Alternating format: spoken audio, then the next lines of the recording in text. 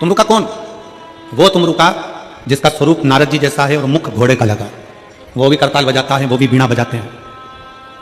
नारद जी एक जगह नहीं टिकते, वो चलते रहते हैं, और तुमरुका जी एक जगह पर रहकर भगवान शंकर की ऐसी भक्ति करते हैं कि मुख में अन्न का दाना नहीं लेते, केवल बेलपत्र के वृक्ष पर कोई जल गिरता है आसमान का, उस जल को मुख में धारण कर लेते हैं। अन्यथा तुमरुका जी भूखे रहकर शंकर की भक्ति में 24 घंटे डूबे रहते हैं। वो तुमरुका जी। एक बार नारद जी के भांजे से तुमरुका जी की मुलाकात हो गई थी।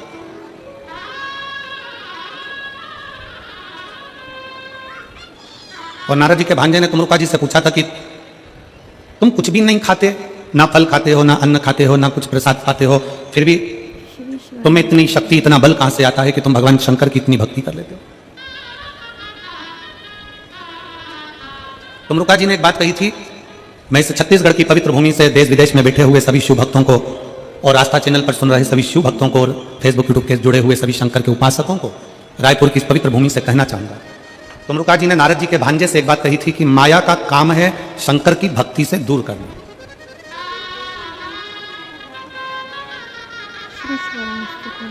माया का काम है शंकर की भक्ति से दूर करना।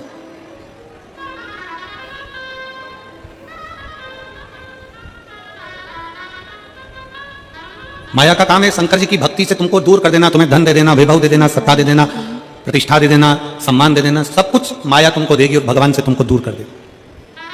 भगवान से तुमको दूर करेगी। तुमरुका जी कहते हैं नारद जी के भांजे से कि सुनो, माया दूर करती है, और शंकर का भक्त अगर माया को भी त्याग दे, और माया का त्याग कर कर मतलब माया को भी लांग कर शंकर की भक्ति करता है, तो शंकर का फर्ज बन जाता है उसको सब कुछ देने का। यह शिव का फर्ज है। एक स्त्री से पूछो कि वो चतुर्थी के व्रत में भूखी प्यासी कैसे रह लेती है। एक स्त्री से पूछो कि वो हरतालिका तीज के व्रत में भूखी प्यासी कैसे रह लेती है। एक स्त्री से पूछो कि वो 16 सोमवार में, संकट सोमवार के व्रत में, 16 सोमवार के व्रत में भूखी प्यासी कैसे रह लेती है। आप उस स्त्री से बात करोगे कि तू हरतालिका तीज का व्रत है, तूने कुछ खाया नहीं, तूने कुछ पिया नहीं, पानी पी नहीं रही है, थूक तक निकल नहीं रही है, ना तू कुछ खा रही ना पी रही, चतुर्थी का व्रत ना तू कुछ खा पी रही, तेरे में शक्ति कहां से आती है, तेरे में बल कहां से आता है। शिव महापुराण की कथा कहती है कि स्त्री जब शंकर जी का हरतालिका का व्रत करती है, चतुर्थी का व्रत करती है, या भगवान का कोई व्रत करती है, तो उस स्त्री में मेरा भोलेनाथ इतना बल दे देता है कि वो 4 दिन तक भी भूखी रहकर उस व्रत को धारण कर सकती है।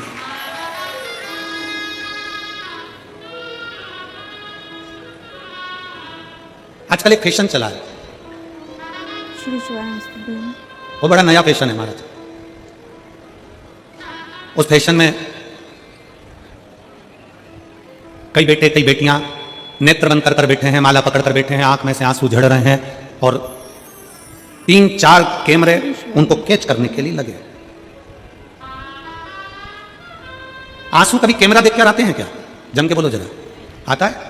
आंसू कब आता है? जब आप उसकी भक्ति में इतने डूब जाओ कि आपको अपने तन की भी सुध ना रहे, तब नयन से जो अश्रु बहते हैं वो परमात्मा के लिए बहते हैं, कैमरे में दिखाने के लिए नहीं बहते।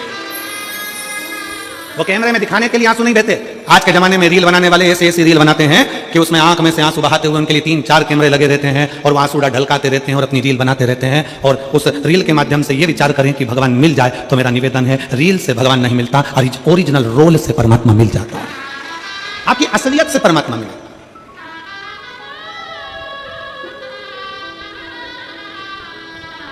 एक राजा अज का चरित्र आता, दशरथ जी के पिताजी।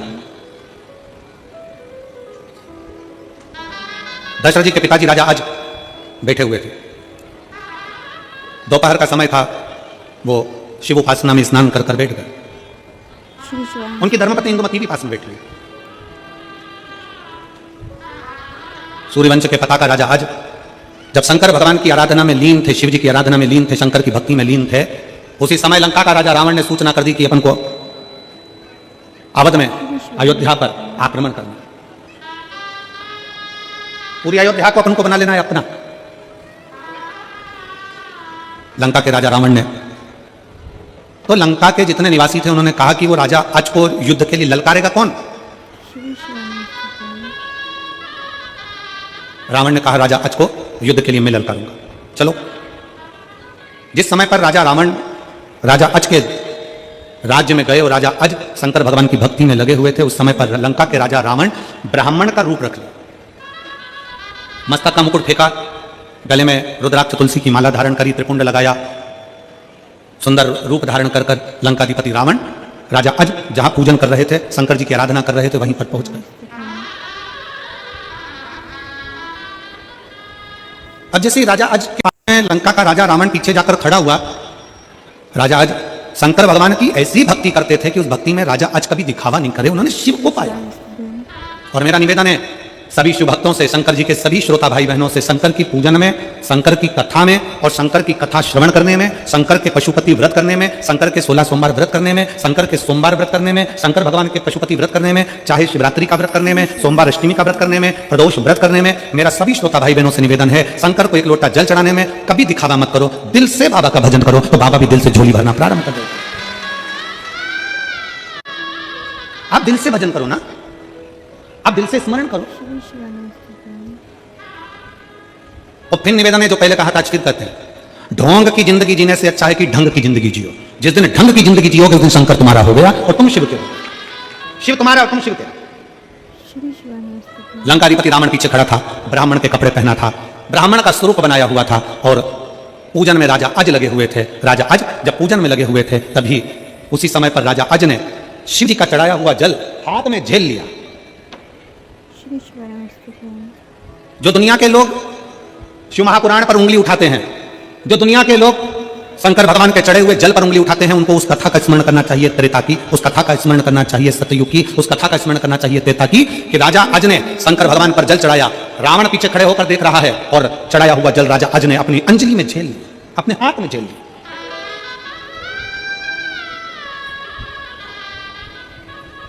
उस जल को लेकर राजा अज ने वो जल पश्चिम में फेंक दिया, पश्चिम दिशा में फेंका, बैठे बैठे पश्चिम दिशा में फेंक दिया। रावण देख रहा था, यह देखकर रावण तुरंत राजा अज के पास आया और अज के पास आकर कहा रावण ने कि तुम शंकर जी की पूजन कर रहे हो, शंकर जी पे चढ़ा हुआ जल तो अपने ऊपर प्रोक्षण किया जाता है, छीटा जाता है, आचमन किया जाता है, और तुमने वो जल पश्चिम में फेंक दिया, तुमने वो जल झेला और पश्चिम में फेंका। तुम्हारी बुद्धि मारी गई है, तुम्हें विवेक नहीं है, तुम्हें अकल नहीं है, तुम्हारा विवेक कहां चले गया। लंकापति रावण चिल्लाने लगा, राजा अज से पूछने लगा कि तुमने ये जल लेकर पश्चिम में क्यों फेंका। तब उसी समय पर राजा अज ने कहा, मैं शंकर जी को जब जल चढ़ा रहा था तब मैंने मंत्र का जब उच्चारण करा, उस उच्चारण में मुझे लगा कि कोई गाय पुकार रही है। सरयू जी से पश्चिम की ओर 4 कोस की दूरी पर एक शेर गाय को पकड़ने वाला था और मैंने शंकर जी का चढ़ा हुआ जल पश्चिम में उसी स्थान के लिए फेंक दिया। तो उससे हुआ क्या, वो जल से हुआ क्या। राजा अज ने कहा, वो शेर मर गया और गाय बच गई। शेर मर गया, गाय बच गई, ये हो सकता है क्या। शंकर पर चढ़ा हुआ जल अगर फेंका गया, पश्चिम की ओर डाला गया और तुमने जो अंदाजा कर डाला गया, क्या उससे गाय बच गई और शेर मर गया, हो ही नहीं सकता। रावण उसी समय पर तुरंत गया, पश्चिम की ओर 4 कोस की दूरी पर सरयू जी के 4 कोस दूर जाकर देखा, एक शेर मरा पड़ा हुआ था। राजा अज के हाथ का फेंका गया जल शेर को वहीं बैठे बैठे जब बाण के रूप में लग सकता है तो रावण को लग गया। इस शिव भक्त से लड़ना कठिन विषय है, इससे लड़ा नहीं जा सकता।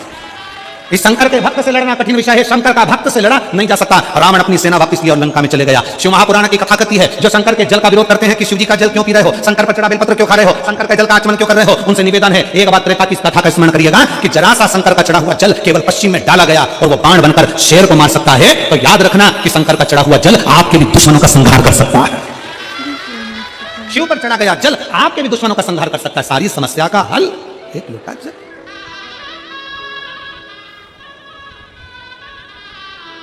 बहुत सारे मिलेंगे तुमको, बहुत दिन भर टीवी खोलोगे या मोबाइल में निकालोगे तो बहुत सारे मिलेंगे और वो ये बोलते मिलेंगे कि जल मत पियो, बेलपत्र मत खाओ, ये मत करो, वो मत करो। क्यों? क्योंकि उन्होंने ठान रखा है ये जल नहीं पिए, ये दारू की दुकान पर जाकर दारू पिए। उन्होंने ठान रखा है ये बेलपत्र नहीं खाए, मांस की दुकान पर जाके मांस खाए। अरे एक एक व्यक्ति को गर्व होना चाहिए कि हमारे घर का छोटे से छोटा बच्चा एक लोटा जल लेकर शंकर के मंदिर में जाकर उस जल का आचमन कर रहा है, हमारा बच्चा कहीं गलत जगह पर नहीं जा रहा। एक व्यक्ति को गौरव महसूस होना चाहिए कि हमारे घर का बच्चा शंकर के मंदिर जा रहा है, हमारे घर की बेटियां शिवालय तक जा रही हैं, हमारे घर की बुजुर्ग माताएं शंकर का भजन गा रही हैं, हमारे यहाँ पर शंकर की स्तुति में लोग डूबे हुए हैं। ये गर्व आपको होना चाहिए कि शंकर के मंदिर में दुनिया के लोगों ने जाना कर चालू कर दिया। जहां बच्चे फिल्म देखने जाते थे, जहां बच्चे मॉल घूमने जाते थे, जहां बच्चे वहां जाना आना ना जाने कहां का मेला आदि घूमने जाते थे, आज बच्चे सत्कर्म की ओर बढ़ रहे हैं। तो तुम्हें गर्व होना चाहिए कि हमारी नवयुवक टीम अब सनातन धर्म की ओर जागृत हो गई है।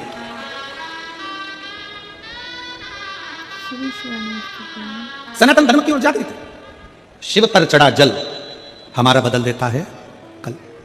शंकर का चढ़ाया जल खाली नहीं जाता, वो कहीं ना कहीं हमारे जीवन में एक ना एक फल अवश्य प्रदान करता है। शिव महापुराण की कथा कहती है, राजा अज से जाकर पूछा जाए कि शंकर का चढ़ा हुआ जल मात्र छोड़ देने से लंकापति रावण अपनी सेना वापस ले जाता है। शिव महापुराण की कथा कहती है, शंकर पर चढ़ा हुआ जल अगर अपने घर के दरवाजे पर भी छीटा जाए, शंकर का चढ़ा हुआ जल अपने ऊपर भी प्रोक्षण किया जाए, शंकर का चढ़ा जल अपने घर में भी छीटा जाए, तो वो इतना फल प्रदान करता है कि जीव को उसके मार्ग तक पहुंचा कर ही रहता है। वो शिव तत्व है। अकाल मृत्यु वो मरे जो काम करे चंडाल का, काल उसका क्या बिगाड़े जो भक्त हो महा काल का। जो शिव की आराधना में लगाओ, शंकर की उपासना में लगाओ, शिव भक्ति में लगाओ, शिव स्मरण में लगाओ, उसको क्या सोचो। महाराज जी मेरठ में कथा चल रही थी, छठा दिन कथा था। कथा चलते में किसी ने कहीं दूसरी जगह का वीडियो निकाला और वो वीडियो वायरल कर दिया कि महाराज कथा में, आप लोगों ने देखा होगा, देखा था आप लोगों ने कि वहां तो ये हो गया, भगदड़ हो गई, उपद्रव, उसने जारी कर दिया, वो पूरे न्यूज चैनलों पर चल गया और कथा लाइव चल रही है 1 बजे से 4 बजे तक। कथा का पंडाल भरा हुआ, लोग ऐसी कथा का रसतत्व ग्रहण कर। ऐसे कईयों ने पूछा गुरुजी आपको कुछ मालूम पड़ा? हमने कहा हम तो कथा में लगे हुए थे, 4 बजे कथा छूटी, अपनी गाड़ी में बैठे अपने कमरे में चले गए। कथा करवाने वाला शंकर है, कथा बाचने वाला शंकर है, तो कथा में बैठने वाला भी शंकर है, वो सब संभालता है, वो सब संभाल। और यही विश्वास है सनातन धर्म का, यही भरोसा है सनातन धर्म का, जो 13 जनवरी से लेकर 25 फरवरी तक कुंभ के मेले में करोड़ों करोड़ लोग पहुंचेंगे। लगभग 60 से 70 करोड़ भक्त उस कुंभ के मेले का दर्शन करने के लिए प्रयागराज पहुंचेंगे। हमारा सनातन धर्म दिखाता है कि 70 करोड़ एक साथ नजर आते हैं उस कुंभ के मेले में। यह सनातन धर्म कहता है। कहां से शिव भक्त आते हैं उस कुंभ के मेले में, कहां जाते हैं, कहां से शिव भक्त आते हैं शिव महापुराण सुनने के लिए, कहां जाते हैं, कहां से शंकर के भक्त आते हैं, कैसे आते हैं? ये लाखों की संख्या में पंडाल जो भरे हुए हैं, किसी पंडाल में पांव रखने की जगह नहीं है महाराज, सारे पंडाल भरे, पीछे के पीछे पूरे लोग रोडों पर बैठे हुए हैं, जगह नहीं है पंडालों के अंदर। कहां से शिव भक्त आते हैं, कौन सी भक्ति करते हैं, क्या भजन करते हैं, क्या स्मरण करते हैं, क्या भाग ग्रहण करते हैं, क्या करते हैं? ये तो शिव तत्व है, शिव तत्व। तो मुरुका जी ने कहा नारद जी के भांजे से कि माया शिव भक्ति को रोकेगी, और जो शिव भक्ति को माया रोकने का काम करेगी और उस माया को जो लांग कर चले जाए, जो शंकर की, दुनिया के लोग कहेंगे क्यों मंदिर जा रहे हो, दुनिया के लोग कहेंगे क्यों मंदिर जाना, क्यों भजन करना, क्यों कथा सुना, उसको भी तुम लांग जाओ। इधर से सुना इधर से निकाला, अपना भजन में मन लगाओ, चित्त में मन लगा। कोई तुमको ज्ञान दे कि शंकर के मंदिर में जाके एक लोटा जल मत चढ़ाओ, तो कह दो तेरे को कहने कौन आया था कि तू जा। हमारा दिल, हमारा मन। और फिर निवेदन है, चप्पल अपनी पसंद की पहनते हो, बोलो सही है कि गलत है? जूता अपने पसंद का पहनते हो, जूता भले 5000 का हो परंतु वो काटे तो पहनोगे क्या? पाँव में छाला कर दे तो पहनोगे क्या? भले 5000 का, 50,000 का हार गले में पहनते हो, वो चुप चुप कर दानी दाने कर दे, पूरा गले को घमोरिया कर दे तो पहनोगे क्या? 1 लाख की साड़ी, 10,000 की साड़ी, और मालूम पड़े वो साड़ी शरीर में चुपती रहे, पूरा शरीर छील दिया, निशान बना दिए, तो वो 10-20 हजार की साड़ी पहनते हो क्या? जम के बोलो जरा। नहीं, नहीं पहनते। 5000 के जूते से तुम नहीं करे, जूते ने काटा तुमने छोड़ दिया, मैं नहीं पहनूं 5000 का जूता, ऐसा काटे तो क्या मतलब का, छाला कर दे तो क्या मतलब का? जूते अपनी पसंद का, कपड़ा अपनी पसंद का, भोजन अपनी पसंद का, भजन अपनी पसंद का, तो दूसरे से क्या पूछना कि वो मना करे कि मंदिर मत जाओ, तुम नहीं जाओगे? दिल मेरा, शंकर मेरा, लोटा मेरा और जल मेरा, मेरा बाबा है, मैं जाऊं ना। तो वो एक लाइन है ना महाराज जी आपकी, वो मुंबई वाले शास्त्र में, मैं चाहिए करूं, मैं चाहे वो करूं, मेरी मर्जी, मेरा मन है।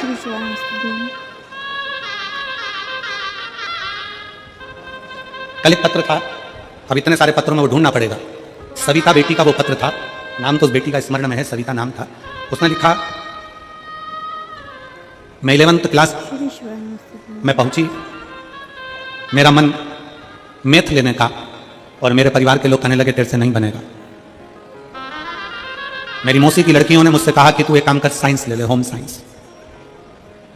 मेरे मामा के बच्चों ने कहा कि तू ये ले ले, और गुरुजी मैंने अपनी मौसी की लड़की के कहने पर होम साइंस ले लिया।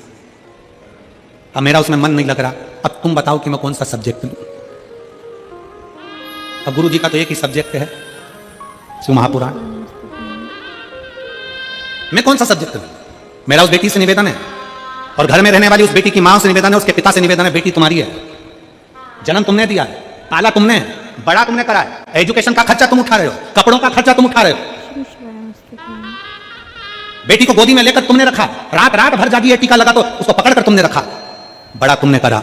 जब बड़ा तुमने करा, पढ़ाया तुमने, एजुकेशन का खर्चा तुम कर रहे हो, शादी का खर्चा तुम करोगे, उसकी पढ़ाई का खर्चा तुम कर रहे हो, तो दुनिया वालों से क्यों पूछते हो कि बेटी के लिए करना क्या है? अपना दिल करे वो करो। पड़ोसी तुम्हारा खर्चा उठा रहा है क्या? पड़ोसी तुम्हारी पढ़ाई का खर्चा उठा रहा है क्या? मौसी की लड़की पढ़ाई का खर्चा उठा रही है क्या? मौसी की लड़की कॉलेज का खर्चा उठा रही है क्या? मामा के छोरे खर्चा उठा रहे हैं क्या? बुआ के छोरे खर्चा उठा रहे हैं क्या? जब वो तुम्हारा खर्चा नहीं उठा रहे, तुम्हारे माँ बाप ने तुम्हें पाल पोस कर बड़ा करा, तो निर्णय लेने का भी अधिकार तुम्हारे माँ बाप का और तुम्हारा खुद का है। अपना निर्णय लो कि मुझे क्या करना, सेल्फ निर्णय होना चाहिए, अपना निर्णय होना चाहिए। हम दुनिया के प्रपंच में फंसे, लोग क्या कहेंगे, लोग क्या कहेंगे? लोग कुछ नहीं कहेंगे, मरने के बाद राम नाम सत्य कहेंगे, लोग क्या कहेंगे, लोग क्या कहेंगे, और वो लोग क्या कहेंगे, लोग क्या कहेंगे, उसी के चक्कर में तुम उन्नति की सीढ़ी पर नहीं चढ़ पाए, जहां खड़े थे वहीं की वहीं खड़े हो, वहीं की वहीं। यहाँ 2-2, 3-3 विधायक बैठे हुए हैं, महापौर बैठे हुए हैं, और मैं एक बात कहना चाहूंगा, इनसे भी पूछना, जब ये विधायक का चुनाव लड़े होंगे, कई लोगों ने कहा होगा सामने वाला ऐसा ने, वो ऐसा ने, वो वैसा, इनने कहीं सोच लिया, ठान लिया, मेहनत अपनी है, लगन अपनी है, कर्म अपना है, और अपन ने अच्छा करा होगा तो दुनिया अपना साथ देगी। आपकी लगनता से आप आगे बढ़ते हो कि दुनिया को लगनता का भाव होता है। जब आप ही अपने अंदर से टूट गए, आप ही अपने विचार में टूट गए, आप लोग अपने अंदर से टूट गए, लगन से, मेहनत से करने वाला चाहिए, कोई दूसरा नहीं था, कोई दूसरा नहीं। राष्ट्रपति के सिंहासन पर बैठने वाला भी एक साधारण व्यक्ति है, प्रधानमंत्री के सिंहासन पर भी बैठने वाला एक साधारण व्यक्ति है, मुख्यमंत्री के पद पर बैठने वाला भी एक साधारण व्यक्ति है, विधायक सांसद के पद पर बैठने वाला भी एक साधारण व्यक्ति है, और आप और हमसे कोई दूर नहीं है। आप में भी वो गुण है कि आप अगर अपनी लगनता से कार्य करें, अपनी मेहनत से, अपने कर्म से जुड़कर कार्य करें, तो दुनिया में ऐसा कोई कुर्सी नहीं, कोई पद नहीं जिस पर तुम नहीं बैठ सकते। अपनी लगन, अपनी मेहनत, अपना परिश्रम।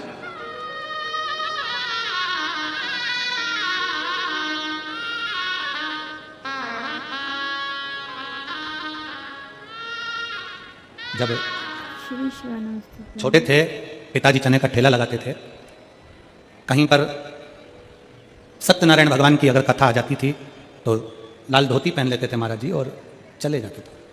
वो ठेला जो होता है, धकाने वाली गाड़ी, हाथ गाड़ी, उसमें 2 डंडे होते हैं। पिताजी के ठेले को जब धकाते थे तो डंडे में ही, झोले में सत्यनारायण जी की कथा और एक घंटी लटका लेते थे कि पिताजी का ठेला चने का वहां खड़ा कर देंगे चौराहे पर, और वहीं से हम दौड़कर कथा करने चले जाएंगे सत्यनारायण। कई लोग कहते थे लाल धोती पहन ली, कोई कहता सफेद धोती पहन ली, कोई कहता ऐसा पहन लिया, कोई कहता वैसा पहन लिया। इतनी ठोकर जमाने की खाई है, तब जाकर मेरे भोले बाबा ने हाथ पकड़कर यहां बिठाया। इसलिए हिम्मत मत हारना। ये कथा किसी दूसरे की नहीं, मेरे शंकर की कथा है। शंकर कहते कभी हिम्मत मत हारो। जहर सामने आया, उस जहर को भी पचाने का बल तुम में होना चाहिए, तो समझो कि तुम शंकर के भक्त हो। कौन देवता, 33 कोटि देवताओं में किसकी सामर्थ्यता थी कि जहर पचा जाते? अमृत पचाना सरल है, जहर पचाना कठिन है, पर मेरे शंकर तो जहर पचाने वाले देव हैं। अपने बच्चों से कहते हैं, शिव भक्तों से मेरा शंकर कहता है, तुम डरना मती, तुम मेरी भक्ति करते हो तो मैं जहर पचाने का दम रखता हूं, तो दुनिया की बातें पचाने का तुम भी दम रखो और आगे बढ़ते चलो। सामर्थ्यता अपनी रखिए।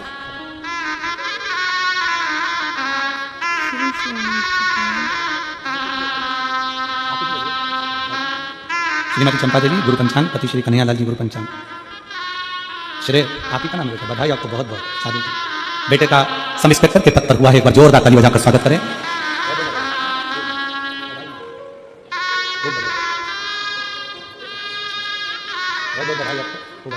राष्ट्र की सेवा करें, प्रदेश की सेवा करें, शुक्र करें। बेटे का सब इंस्पेक्टर पद पर नियुक्त हुआ, हिम्मत हार दिया था, और आखिरी में शिव महापुराण की कथा सुनकर फिर विद्या अध्ययन करा, फिर एजुकेशन में आगे बढ़ा और फिर पढ़ाई करी, अपनी मेहनत को 4 गुना करा, बढ़ गया, बढ़ गया।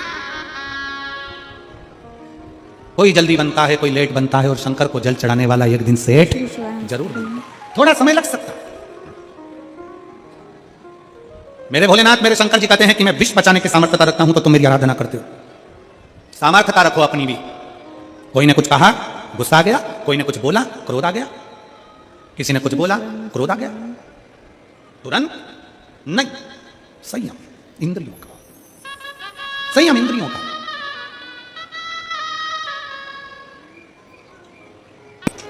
मनुस्मृति कहती है, दरवाजे पर अतिथि आए उसको भोजन दो। अगर भोजन नहीं दे सकते हो तो पानी दो, पानी नहीं दे सकते हो तो बैठने का आसन दो, बैठने का आसन दो। आसन नहीं दे पाओ तो मनुस्मृति कहती है कि अपनी मीठी वाणी दो, मीठे शब्द से संबोधित करिए, मीठे शब्द से उसको संबोधित करिए। भोजन नहीं दे सकते, पानी दीजिए, पानी नहीं दे सकते, आसन दीजिए, आसन नहीं दे सकते, मीठी वाणी बोल लीजिए। दरवाजे पर कोई अतिथि आए, अगर ये भी नहीं कर सकते तो अपने चेहरे की थोड़ी सी स्माइल, थोड़ी सी मुस्कुराहट किसी को दे दीजिए, उसमें भी उसका सम्मान, उसमें भी उसका आदर। जो अतिथि को भोजन ना दे पाए, पानी ना दे पाए, आसन ना दे पाए, मीठी वाणी ना दे पाए, चेहरे की स्माइल ना दे पाए, तो समझ लेना कि बुढ़ापा तुम्हारा फिर बड़ा बुरा निकलने वाला है, दर दर की ठोकर खाने वाले। अपने बुढ़ापे को सुधारना है तो सम्मान देना प्रारंभ।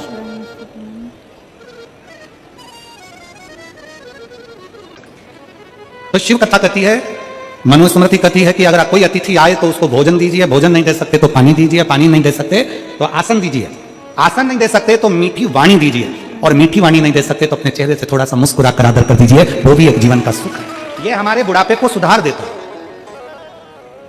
ये हमारे बुढ़ापे को सुधारता है। आपकी मीठी वाणी, आपके चेहरे की स्माइल हमारे बुढ़ापे को सुधार देती है। बुढ़ापे में जितने जितने मुसद्दी लाल जैसे रहोगे उतने उतने दुख पाओगे। मुसद्दी लाल कैसा होता है कि कितनी भी घर में खुशी हो, कितना भी अच्छा काम हो, वो तो बढ़िया अपने सिर पे पल्लू मल्लू लेके ऐसी बैठ जाए जैसे अभी जा रही है। बच्चे कोई कार्यक्रम कर रहे हैं, बच्चों का घर में जन्मदिन हो रहा है, घर में कोई फंक्शन हो रहा है, घर में बुजुर्ग, घर में बूढ़े व्यक्ति को बड़ी प्रसन्नता होना चाहिए। मेरे घर में बाबा की बड़ी कृपा है, जो इतने लोगों के चरण पड़ रहे हैं, इतने लोग मेरे घर में आकर मुंह झूठा कर रहे हैं, इतने लोग आए हैं, ये प्रसन्नता होना चाहिए। अपने बुढ़ापे को सुधारने के लिए अपने चेहरे की प्रसन्नता रखिए। हम देखते हैं यहाँ पर कई माताएं, कई भाई लोग, कई बच्चे लोग टॉफी बांट रहे हैं, कोई बिस्कुट बांट रहा है, कोई खिचड़ी बांट रहा है, कोई रोटी बांट रहा है, कोई पूड़ी बांट रहा है, कोई सब्जी बांट रहा है, कोई पोहा बांट रहा है, कोई चावल बांट रहा है। हमने देखा उनके चेहरे की प्रसन्नता इतनी होती है क्योंकि उनको लगता है कि ये सब जो आए हैं ये साधारण नहीं है। जितने शिव भक्त शिव महापुराण कथा सुनने के लिए आते हैं, ये शंकर के भक्त नहीं है, शंकर का एक स्वरूप है जिनकी सेवा करने का मौका आप और हमको मिलता है, तो उनकी प्रसन्नता। शिव भक्ति से भगवान शंकर की शरणागति उसी को कहते हैं, शिव तत्व इसी को कहते हैं। शिव महापुराण की कथा कर रही है, शरीर में श्वास का और शंकर को जल चढ़ाने में विश्वास का बहुत बल होता है। शरीर इतना प्रबल था, माता सती का भरोसा इतना प्रबल था, दक्ष प्रजापति ने निर्णय ले लिया था कि सती का विवाह शिव के साथ नहीं करूंगा। मेरी बेटी बड़ी सुंदर है, मेरी बेटी की जैसी सुंदरता नहीं हो सकती, इसलिए मैं बेटी का विवाह, सती का विवाह शिव के साथ नहीं करूंगा। पर माता सती के भीतर की लगन, माता सती के भीतर का विश्वास, माता सती के भीतर का भरोसा, दृढ़ता इतनी बढ़ गई थी माता सती की कि माता सती शिव को और शिव सती का ध्यान करती दोनों। और क्या करा दक्ष प्रजापति ने? आज पूरे देवताओं के पास सूचना पहुंचा दी कि मेरी बेटी सती का स्वयंवर होने जा रहा है। शंकर जी के पास कोई सूचना नहीं गई, भगवान भोलेनाथ जी के पास कोई सूचना नहीं गई कि माता सती का स्वयंवर होने जा रहा है।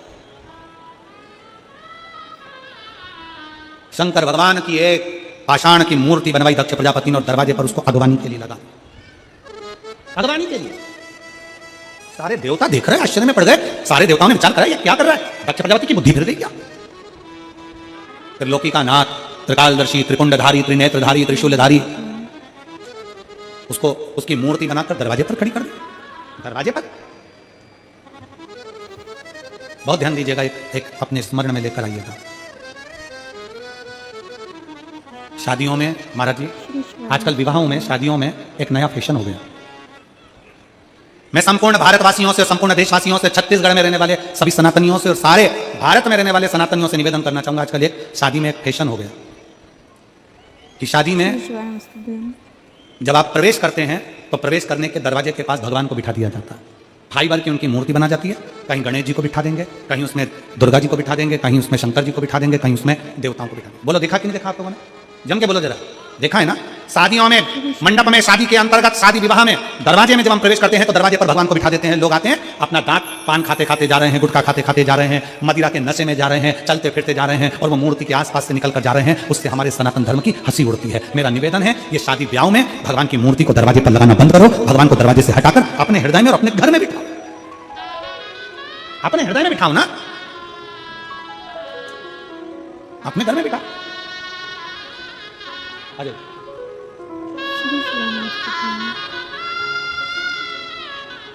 शांति देवी जी सदू रायपुर निवासी, बहुत बहुत बधाई आपको। 18 साल के बाद जो आप नए मकान में पहुंचे आपके खुद के, उसके लिए बधाई। और आपका बेटा भारतीय पैरा मिलिट्री में नौकरी कर रहा है, उसके लिए बधाई।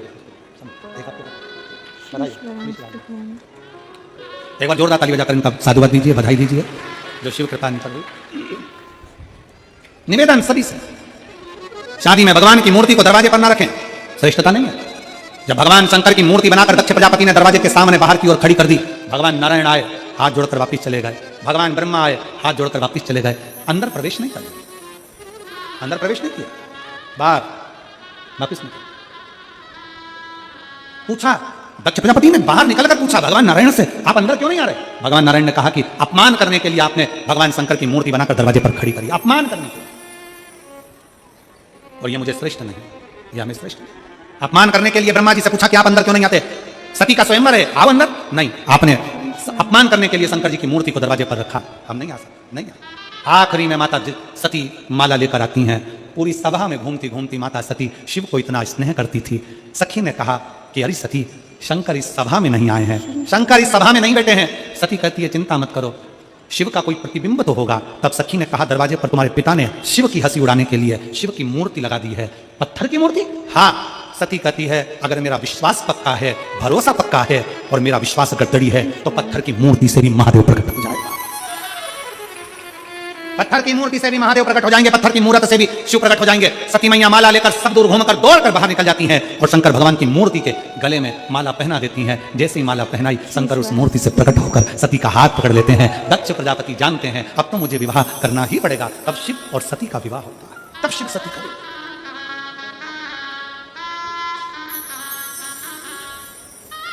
तब शिव सती का विवाह होता। क्या जीता? शंकर और सती के विवाह से हमने क्या सीखा? जन के बोलो क्या सीखे हो शंकर और सती के विवाह से? शंकर और सती के विवाह से हम सीखे हैं कि पत्थर की मूर्ति को भी अगर दिल से पूजा जाए तो उसमें से महादेव प्रकट हो सकते हैं, शंकर प्रकट हो सकते हैं। पत्थर की मूर्ति में भी परमात्मा बसा होता है, वो प्रकट हो सकता है। तो सामने जिसके मन में संशय हो, कभी उसके दरवाजे पर जाकर पूछना कि श्री शिवाय नमस्तुभ्यम ने एक लोटे जल ने उसको कौन कौन सी खुशियां प्रदान कर दी है, कौन सी खुशी, कौन सा बल उसको दिया, क्या दिया देवादिदेव महादेव ने? सती मैया के सामने विश्वास के बल पर भगवान शंकर प्रकट हो जाते हैं। सती मैया के सम्मुख में विश्वास के बल पर शंकर ऐसा कभी प्रकट ही नहीं होता। अगर विश्वास है तो शिव है। और तुम सोचो नाते रिश्ते कुटुंब कबीले साथ दे जाए, बड़ा मुश्किल है महाराज। एक राजा का लड़का, उसके 3 मित्र थे, 24 घंटा साथ रहने वाला, 8 घंटा साथ रहने वाला और कभी कभी मिलने वाले। राजा के लड़के के 3 मित्र थे, 24 घंटा साथ नहीं छोड़ते ऐसे राजा के लड़के के मित्र थे, 8 घंटा साथ ना छोड़े ऐसे राजा के लड़के के मित्र थे, कभी कभी मिलने वाले राजा के लड़के के मित्र थे। एक दिन रानी ने राजा से कह दिया स्वामी बेटा बड़ा हो गया, उसको सिंहासन पर बिठा दो, राज तिलक कर दो, अपन चले वन में भजन करेंगे। राजा ने रानी से कहा तुम चुप रहो, अभी मैं बेटे का सिंहासन पर राज तिलक नहीं कर सकता, अभी मैं राज तिलक नहीं कर सकता। क्यों नहीं कर सकते? क्योंकि बेटे के 3 मित्र हैं, 24 घंटे साथ रहने वाला मित्र उसके साथ रहता है, 24 घंटा उसका मित्र साथ रहकर खूब खाता खूब रहता, 1 मिनट के लिए नहीं छोड़ता। 8 घंटे साथ रहने वाला मित्र 1 मिनट के लिए नहीं छोड़ता, कभी कभी मिलने वाला तो कभी कभी का ही साथी है। मैं मेरे बेटे का भी राज तिलक नहीं करूंगा, परखूंगा। क्या परखोगे?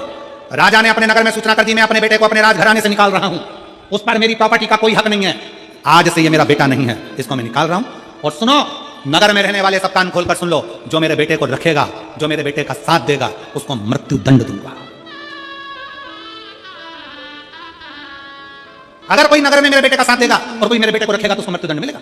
सूचना मिली, राजा का लड़का रोते रोते मां के पास गया, मेरे पिताजी ने निर्णय लेकर मुझे घर से निकाल दिया और सूचना करवा दी कोई मत रखो। कहां जाऊंगा? मां बोली अब मैं क्या करूं, तेरे बाप के आगे, तेरे पिता के आगे क्या बोल सकती? लड़का कहने लगा मम्मी मां चिंता मत करो, मेरा दोस्त है, मैं उसके घर चले जाऊंगा। 24 घंटे गले से गले मिलकर रहता है, 1 मिनट मेरे बिना नहीं रह पाता, मैं उसके घर जाऊंगा। 24 घंटे साथ रहने वाले मित्र के घर गया, दरवाजा बजाया, खोला ही नहीं, दरवाजा ही नहीं खोला।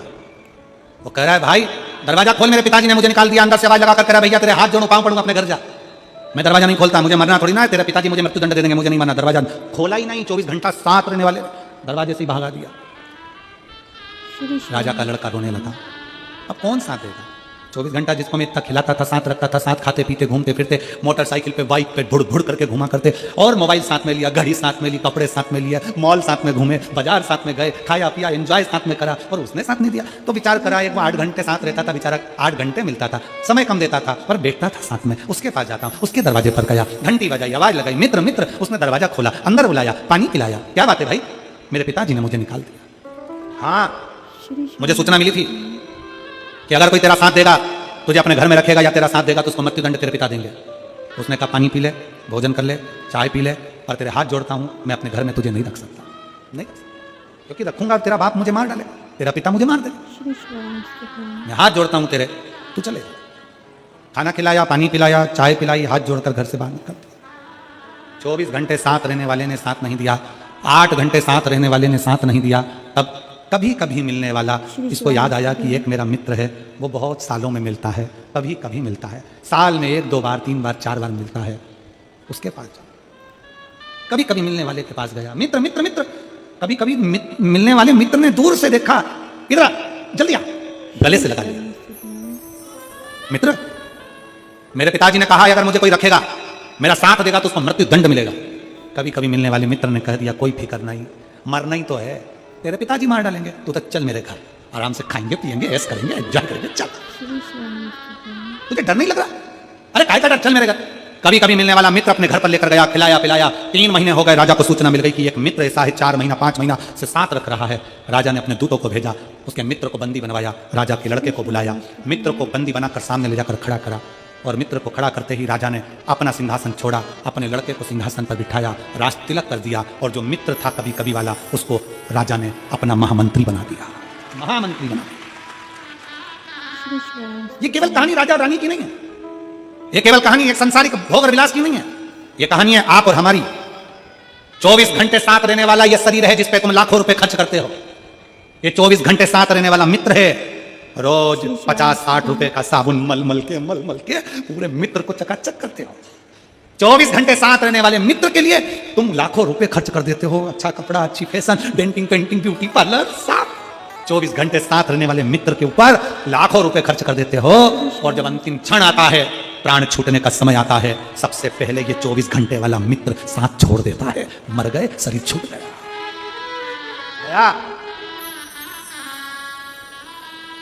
24 घंटे साथ रहने वाला शरीर छूट जाता है। फिर 8 घंटे के साथी हैं परिवार वाले, ये मित्र हैं 8 घंटे के। 8 घंटे से ज्यादा का रिश्तेदारी नहीं है तुम्हारी परिवार से। रात को मरोगे, 2 घंटा दमदारी से अच्छे से रो लेंगे। कितने घंटे?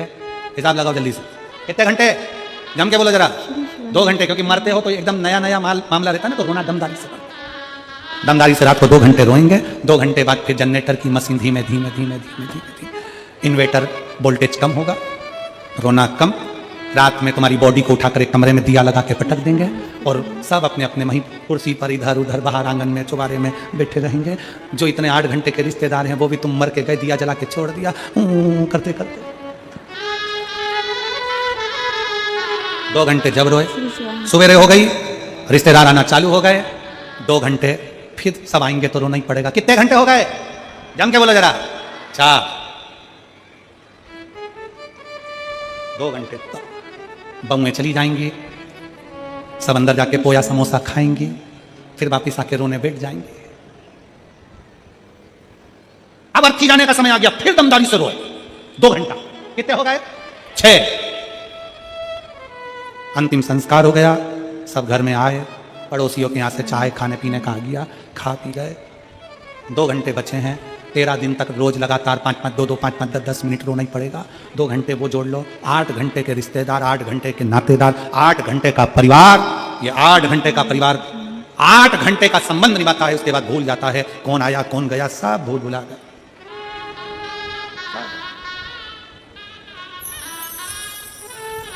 फिर कभी कभी मिलने वाला एक मित्र और है जो कभी कभी मिलता है। वो कौन सा मित्र है? वो कभी कभी मिलने वाला है सदगुरु। वो कभी कभी मिलने वाली है शिव महापुराण की कथा। गुरु जो कभी कभी मिलता है, और कभी कभी मिलता है तो भी कह देता है घबराने की जरूरत नहीं है। शिव महापुराण छाती ठोक कर कहती है कि चिंता करने की जरूरत नहीं है, काल भी आएगा तो महाकाल सामने खड़ा हो जाएगा। क्यों चिंता करते, क्यों टेंशन, क्यों चिंता? वो है, वो बैठा है, क्यों चिंता कर? और तेरा जादू ना चलेगा मेरे भोले बाबा, तेरा जादू ना चलेगा मेरे भोले बाबा, तेरा जादू ना चलेगा मेरे भोले बाबा, तेरा जादू ना चलेगा मेरे भोले बाबा, तेरा जादू ना चलेगा मेरे भोले बाबा, तेरा जादू ना चलेगा मेरे भोले बाबा, तेरा जादू ना चलेगा मेरे भोले बाबा, तेरा जादू ना चलेगा मेरे भोले बाबा।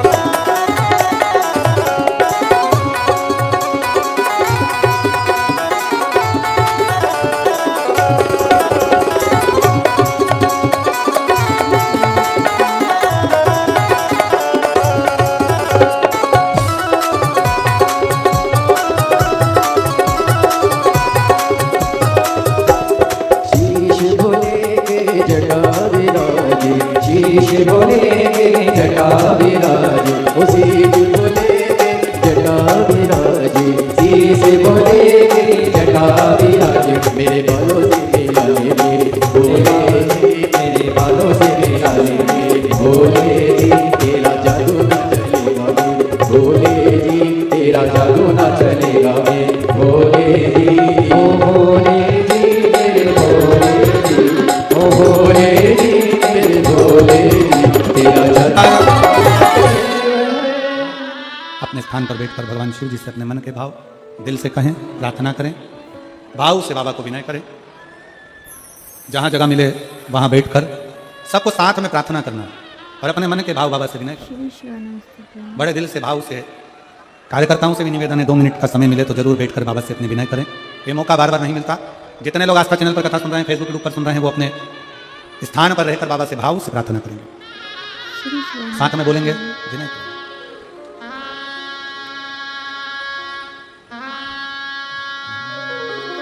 श्री शिवाय नमस्तुभ्यं, श्री शिवाय नमस्तुभ्यं, श्री शिवाय नमस्तुभ्यं, श्री शिवाय नमस्तुभ्यं, श्री शिवाय नमस्तुभ्यं।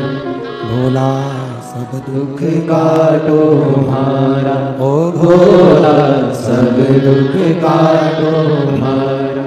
शिव शंकर जपो तेरी माला, भोले बाबा जपो तेरी माला, भोला सब दुख काटो हमारा, ओ भोला सब दुख काटो हमारा।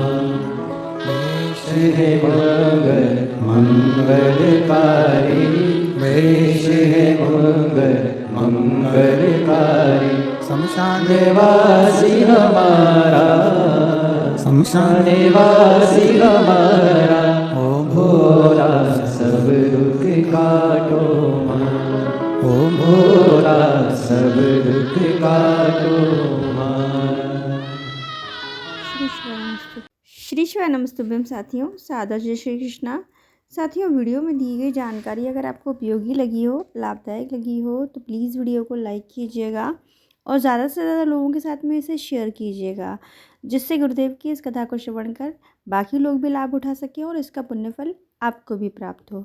इसी के साथ एक अनुरोध और भी है हमारा कि गुरुदेव की जो संपूर्ण कथा होती है वो 3 घंटे की होती है। किसी भी कारणवश यदि आप संपूर्ण कथा नहीं श्रवण कर पाते हैं तो हमारे चैनल को सब्सक्राइब कर लीजिए, क्योंकि हमारा प्रयास होता है कि हम गुरुदेव की संपूर्ण कथा को ध्यानपूर्वक श्रवण करें और उनके द्वारा बताई गई संपूर्ण बातें, संपूर्ण महत्वपूर्ण जानकारियाँ जो शिव पुराण की होती हैं और इसी के साथ गुरुदेव द्वारा बताए गए संपूर्ण उपाय एक छोटी सी वीडियो के माध्यम से आप तक पहुंचाएं। तो ऐसी वीडियो यदि आपको देखना पसंद है तो चैनल को सब्सक्राइब कर लीजिए और बेल आइकन को हिट कर लीजिए, जिससे हमारी वीडियो जब भी आए तो आपको सबसे पहले नोटिफिकेशन मिले और आपसे वीडियो स्किप ना हो। इसी के साथ एक चीज़ और बता दें हम आपको कि गुरुदेव द्वारा बताए गए शिव महापुराण के उपाय हम आपको करके दिखाते हैं, तो चैनल को सब्सक्राइब करना ना भूलिएगा। मिलते हैं फिर गुरुदेव की अगली कथा के साथ। तब तक के लिए अपना और अपनों का ख्याल रखिए। सादर जय श्री कृष्णा। श्री शिवाय नमस्तुभ्यम। हर हर महादेव। सभी शिव भक्तों को मेरा प्रणाम। गुरुदेव के चरणों में शत शत नमन।